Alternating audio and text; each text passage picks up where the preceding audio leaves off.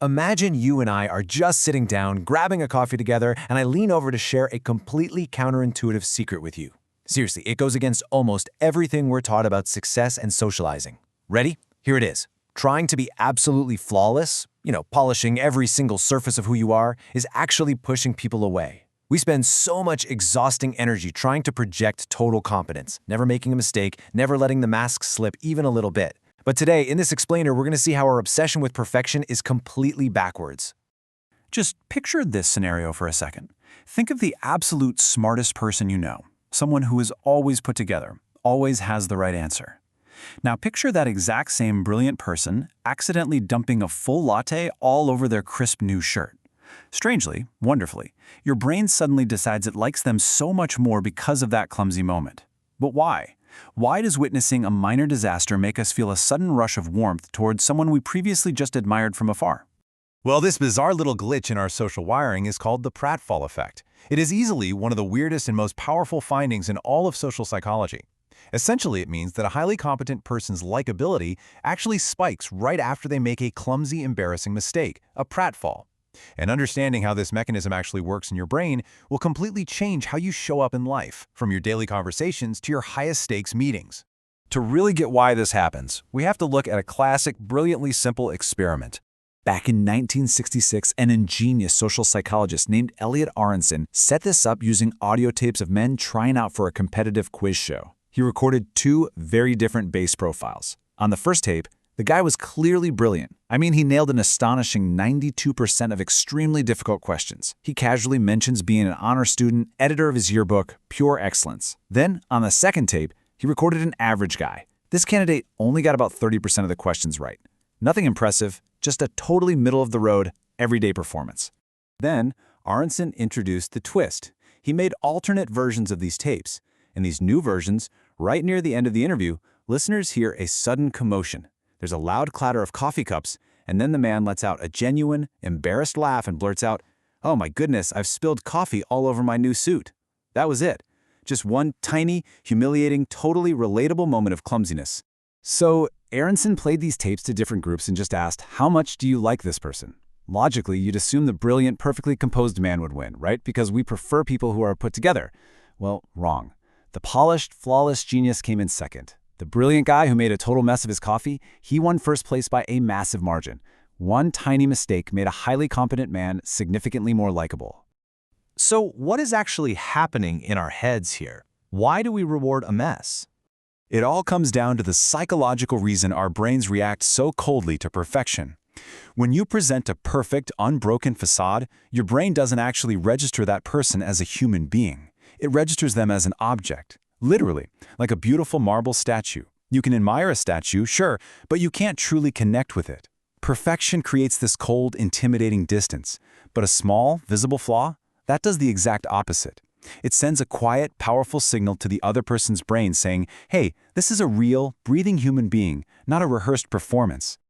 That quiet signal of honesty breaks down invisible social walls almost instantly. It takes someone who is admirable and makes them feel reachable. Think about the social cues for being approachable. It's about a relaxed posture, an easy smile, and a willingness to say, I don't know. We crave honesty in our social bonds because reachable people are the ones we actually trust. We absolutely don't want to be friends with statues. We choose reality over perfection every single time because we want to connect with people who share our messy, unpredictable world.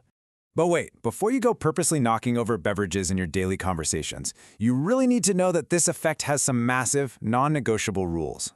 It doesn't just work magically for everyone. Prerequisite number 1, you absolutely must be seen as highly competent first. You have to establish that you actually know what you're doing. And prerequisite number 2, the mistake must be a completely genuine accident. If you violate either of these, the social barrier doesn't lower. It transforms into a brick wall of judgment. Remember that average guy from Aronson's tapes? The one who only got 30% of the questions right? When he spilled his coffee, people actually rated him the least likable of all 4 versions, even less likable than when he didn't spill. On a high performer, a stumble looks like refreshing humanity. On someone who hasn't proven their skills, that exact same stumble just looks like proof of their incompetence. Which brings us to a quote that perfectly hits the nail on the head. Vulnerability without substance isn't charming, it's just weakness. You literally cannot use clumsiness or a self-deprecating joke as a shortcut to charm if you haven't put in the genuine work to be deeply competent first. People need to trust your abilities before they can find your flaws endearing. And that leads us to the fine line between real and fake mistakes. This is huge for maintaining authenticity, especially at work. Human beings have a built-in radar for performed vulnerability. If you manufacture a mistake or rehearse fake humility just to seem relatable, your coworkers will feel the manipulation immediately. Fake vulnerability registers in our brains exactly the same way fake perfection does, as a rigid, dishonest performance. The mistake has to be real.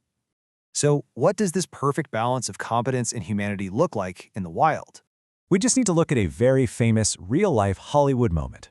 Think back to the Oscars in 2013. Minute 1, Jennifer Lawrence wins Best Actress.